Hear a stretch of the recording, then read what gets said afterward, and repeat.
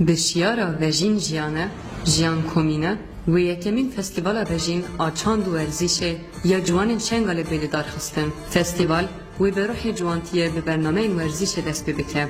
Aktiviteyn mina futbol u volleybol ve benne darxistin. Bi bonaya pîrozkirina festivala yekemin a vejin ve koma stranan azarukan koma denkbejiye, lekheleka wan ve komên govendeyên çanda kevnar a herêma şengale di dîlanên xwe rojê bixemlînin. Komên govende mîna, koma ciwanên hereb û koma govendeya jinên ciwan wê amade bibin. Di heman demê de wê di festîvala vejîn de hunermendên sürprîz bên. Wê di festîvala vejîna çand û werzişê de pêşbirkên bazdanê, standa pirtûkxaneya vejîn, çadira jinolojiyê û standên xwarinên kevnar ên şengalê bên danîn.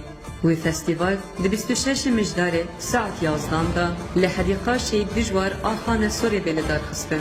Wekî ciwanên şengalê em dubare bi şiyara vejîn jiyane, jiyan komîne û bi xeyalê şengaleka azad û komînal bangê hemû ciwanên şengalê bo festîvala vejîn dikin.